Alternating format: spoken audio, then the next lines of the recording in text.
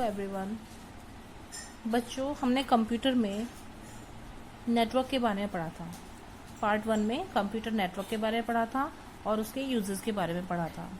उसके बाद पार्ट 2 आया था जिसमें हार्डवेयर रिक्वायरमेंट फॉर नेटवर्किंग था और उसी में ही हमने कम्युनिकेशन डिवाइसेस पढ़ी थी, ठीक है। और उसमें टाइप्स ऑफ नेटवर्क भी हमने पढ़े थे। अब आगे आ रहा है आपका network architecture. The design of computers, devices and media in a network, sometimes called the network architecture, is categorized as either client server or peer-to-peer. किसी भी नेटवर्क पे कंप्यूटर्स के डिज़ाइन, डिवाइसेस और मीडिया नेटवर्क आर्किटेक्चर कहलाती है। इसकी categories होती हैं क्लाइंट और सर्वर या फिर पीयर टू पीयर, ठीक है। चलिए पढ़ते हैं क्लाइंट एंड सर्वर नेटवर्क्स। पहले आता है आपका सर्वर। सर्वर क्या होता है? Server is a machine which provide services is called server. यानी कि जो सर्वर है वो फैसिलिटीज प्रोवाइड करता है क्लाइंट को। यह कंप्यूटर होता है जो नेटवर्क में सेंट्रल कंप्यूटर या होस्ट के रूप में काम करता है। यह फाइलों, प्रोग्राम्स, डेटा, इंफॉर्मेशन जैसी सुविधाओं को प्रोवाइड कराता है। चलिए इसको एक एग्जांपल से समझते हैं। मान लीजिए आप घर पर हो, ठीक है, अभी आप कहीं बाहर नहीं जा सकते और आपको पिज्ज़ा चाहिए डोमिनोज से, ठीक है।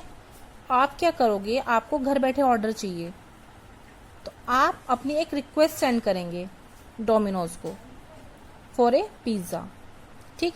तो ये जो आप रिक्वेस्ट सेंड कर रहे हो, ये होती है आपकी रिक्वेस्ट। आप सेंड कर रहे हो, लेकिन जो आप क्या बन जाओगे उसमें? क्लाइंट, क्योंकि आप क्या हो? क्लाइंट हो, और क्लाइंट बन के आप डोमिनोज को रिक्वेस्ट सेंड कर रहे हो कि आपको एक पिज्ज़ा चाहिए। जब आपका ऑर्डर कंफर्म हो जाता है तो वहां से आपको क्या मैसेज आता है? वो आपको सर्व करेगा, वो बोलेगा कि आई एम रिस्पॉन्डिंग, ठीक है। तो इस तरह से जो उसने रिस्पॉन्स किया है वो आपका सर्वर कहलाएगा। यानी कि जो सर्व कर रहा है वो सर्वर होता है, ठीक है। अब चलिए ठीक है, चलते हैं क्लाइंट की ओर। क्लाइंट क्या होता है? The clients are other computers and mobile devices on the network that rely on the server for its resources. जो क्लाइंट्स होते हैं वो अन्य कंप्यूटर या फिर मोबाइल डिवाइसेस होती है नेटवर्क पर,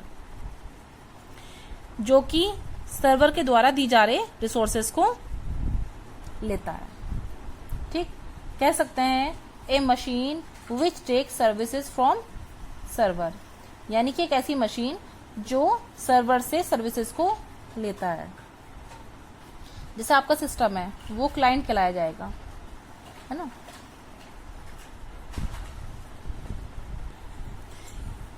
क्लाइंट एक कंप्यूटर नोड होता है जो सर्वर की सेवाओं का यूज करता है, क्योंकि सर्वर पर काफी सारे साधन उपलब्ध रहते हैं, जैसे हार्ड डिस्क, प्रिंटर, प्लॉटर आदि आदि। इनका प्रयोग क्लाइंट द्वारा या नेटवर्क से जुड़े अन्य कंप्यूटर द्वारा किया जाता है।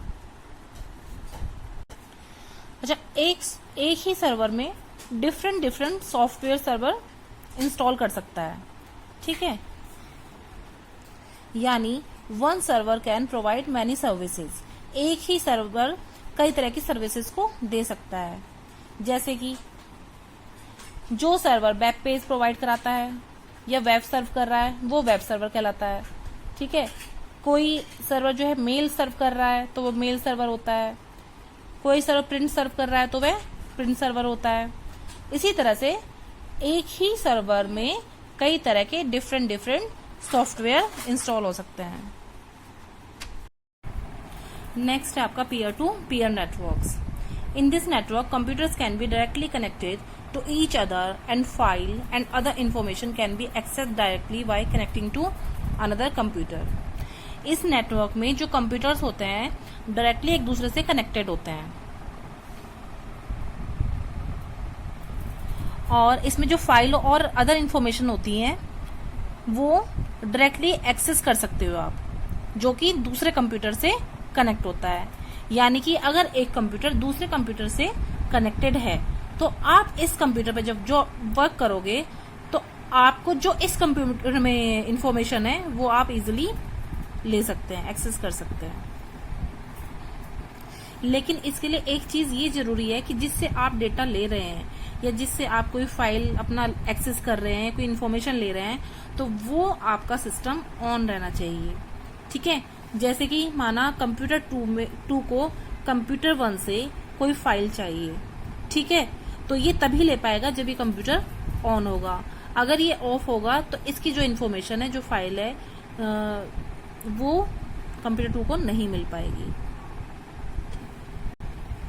अच्छा, पीयर टू पीयर जो नेटवर्क होता है बहुत ही ज्यादा सिंपल होता है, महंगा भी नहीं होता है ये, लेकिन 10 या 10 से कम कंप्यूटर आपस में कनेक्टेड होते हैं।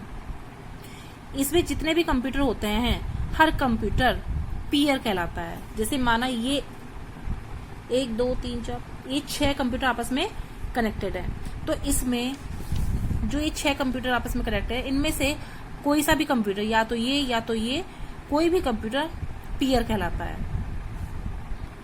और सब पे ही बराबर रिस्पॉन्सिबिलिटीज होती हैं, उनकी अपनी कैपेबिलिटीज होती हैं। ठीक है, कि वो हार्डवेयर को शेयर कर सकें, डेटा को ट्रांसफर करें या फिर किसी इंफॉर्मेशन को ट्रांसफर करें। अब आता है आपका नेटवर्क टोपोलॉजी। सबसे पहले तो टोपोलॉजी समझना बहुत जरूरी है कि टोपोलॉजी क्या होती है। कंप्यूटर को आपस में कई तरीके से जोड़ा जा सकता है। ठीक, कंप्यूटर को आपस में जोड़ने के जो डिफरेंट टाइप हैं वो ही टोपोलॉजी कहलाते हैं। कंप्यूटर नेटवर्क को उसके आकार, दूरी और बनावट के आधार पर कई तरह से क्लासिफाइड किया जा सकता है। उसमें आता है आपका पहले बस नेटवर्क, या तो आप इसको बस नेटवर्क कह लो या फिर बस टोपोलॉजी। ठीक है, इस टोपोलॉजी में एक लंबी केबल से सारी डिवाइसेस जुड़ी रहती हैं। उसी टोपोलॉजी में हर मोड ड्रॉप लाइन और टैप के माध्यम से लंबी केबल से जुड़ा रहता है। टैप इसमें एक कनेक्टर होता है जो कि केबल और ड्रॉप लाइन को जोड़ता है, जैसा कि इसमें दिखा रखा है। देखिए, इसमें एक लंबी केबल होती है जिससे सारे के सारे कंप्यूटर आपस में कनेक्टेड होते हैं। ये देखिए, ये सीधी रेखा है जिससे 5 कंप्यूटर ऊपर जुड़े हुए हैं और बाकी नीचे की साइड में जुड़े हुए हैं। तो इस तरह की जो टोपोलॉजी होती है वो बस टोपोलॉजी कहलाती है। नेक्स्ट है आपका स्टार नेटवर्क या फिर स्टार टोपोलॉजी। ये है आपकी स्टार नेटवर्क या स्टार टोपोलॉजी। इसमें जितने भी कंप्यूटर होते हैं डायरेक्ट आपस में कनेक्टेड नहीं होते हैं। ये इससे नहीं जुड़ा, ये इससे नहीं जुड़ा, ये इससे नहीं जुड़ा। इसमें क्या होता है, इसमें एक मेन होस्ट कंप्यूटर होता है। ठीक है, उस होस्ट से सारे के सारे कंप्यूटर आपस में कनेक्टेड होते हैं। ये आपकी होती है स्टार नेटवर्क या फिर स्टार टोपोलॉजी। अच्छा, इस जो टोपोलॉजी में अगर ये कंप्यूटर से होस्ट को हम जोड़ते हैं तो इसमें जो लाइन बिछाने की लागत आती है वो बहुत कम आती है। और मान लीजिए इसमें से कोई एक भी सिस्टम खराब हो जाता है तो इस चीज का इफेक्ट बाकी चीजों पर नहीं पड़ता है। अब है आपका रिंग नेटवर्क। ये है आपका रिंग नेटवर्क। इसमें कोई भी होस्ट कंप्यूटर नहीं होता है। इसमें जितने भी कंप्यूटर होते हैं सब आपस में एक दूसरे से ही कनेक्टेड होते हैं। अच्छा, ये आपस में एक दूसरे से जुड़े रहते हैं तो लेकिन इनकी जो स्पीड होती है, मतलब एक नॉर्मल स्पीड होती है। जो भी डेटा लेना देना होता है इनको, तो बहुत ज्यादा हाई स्पीड नहीं होती है इसकी। ठीक, लेकिन इसका एक ड्रॉबैक ये होता है कि मान लीजिए इसने कंप्यूटर 6 ने इसको अपना डेटा सेंड किया है, लेकिन वो इसके लिए नहीं है, वो डेटा आगे भेजना चाह रहा है 2 के पास। तो इसमें खुद कंप्यूटर को ये डिसाइड करना होता है कि वो डेटा उसके लिए है भी कि नहीं है। अगर उसके लिए है तो वो अपने पास रखता है, अदरवाइज वो उसको आगे पास कर देता है। अच्छा, इसकी जो स्पीड होती है वो जितने कंप्यूटर आपस में कनेक्टेड है उस पर बेस्ड होती है। यानी कि मान लीजिए इसमें ज्यादा से ज्यादा कंप्यूटर जुड़े हुए हैं तो इसकी स्पीड बहुत कम हो जाएगी, और जितने कम कंप्यूटर आपस में जुड़े होंगे उतनी ही स्पीड फास्ट रहेगी। अब है आपका नेक्स्ट वायरलेस टेक्नोलॉजी। वायरलेस शायद आप समझते होंगे वायरलेस क्या होता है कि कुछ ऐसी डिवाइसेस जो कि एक दूसरे से बिना वायर के जुड़ी हुई होती हैं, वो कहलाती है आपकी वायरलेस टेक्नोलॉजी। तो कुछ डिफरेंट वायरलेस टेक्नोलॉजीज हैं आपके इसमें, वो देखते हैं। जैसे नंबर 1 है इंफ्रारेड कम्युनिकेशन। इसमें जो आपका डेटा ट्रांसफर होता है या फिर जो कम्युनिकेशन होता है वो इंफ्रारेड पोर्ट्स के थ्रू होता है। जैसे आपके एग्जांपल्स हैं टेलीविजन के रिमोट्स, एसी, ये सब आपकी इंफ्रारेड ट्रांसमिशन सिस्टम को सपोर्ट करते हैं। Next one is Bluetooth. Bluetooth तो आप सब जानते ही होंगे, मोबाइल फोन्स में, लैपटॉप्स में यूज किया जाता है। ये भी एक वायरलेस कनेक्शन सिस्टम होता है जो ब्लूटूथ कहलाता है, और ब्लूटूथ के थ्रू ही हम डेटा ट्रांसफर कर सकते हैं एक डिवाइस से दूसरी डिवाइस पर। Next one is wifi technology. ये भी बहुत हाई स्पीड वायरलेस टेक्नोलॉजी होती है। पब्लिक प्लेसेस जैसे एयरपोर्ट्स, होटल, यहाँ पर ये यूज की जाती है। जैसे कि आजकल हम आपको पढ़ा रहे हैं तो हमारा भी डेटा खत्म हो जाता है शाम तक पढ़ाते पढ़ाते, तो जब हम ये यूट्यूब पे डालते हैं वीडियोस तो अपलोड नहीं होती जल्दी से, तो हमें भी लगता है कि हाँ वाईफाई का कनेक्शन हमें भी मिल जाना चाहिए ताकि हमारा ये जो काम है बहुत जल्दी हो जाए, क्योंकि स्पीड बहुत हाई फाई होती है इसकी। अब है आपका जीपीएस। जीपीएस यानी ग्लोबल पोजिशनिंग सिस्टम। जीपीएस एक रिसीवर की तरह काम करता है जो कि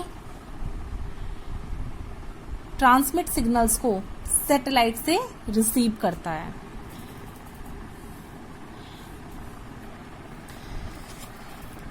जैसे हमें कहीं बाहर जाना होता है, जिस एरिया के बारे में हमको कोई जानकारी नहीं होती है, या फिर हमें किसी शादी में या किसी फंक्शन में जाना होता है लेकिन हमारे पास जो एड्रेस आता है वो हमारा देखा हुआ नहीं होता है, तो हम क्या करते हैं, जीपीएस ऑन करते हैं और जीपीएस के थ्रू ही वहां पहुंच जाते हैं। ठीक है, तो ये जो जीपीएस हमको शो करता है वो सैटेलाइट से ट्रांसमिट सिग्नल्स को रिसीव करता है और उसके बाद वो हमें शो करता है।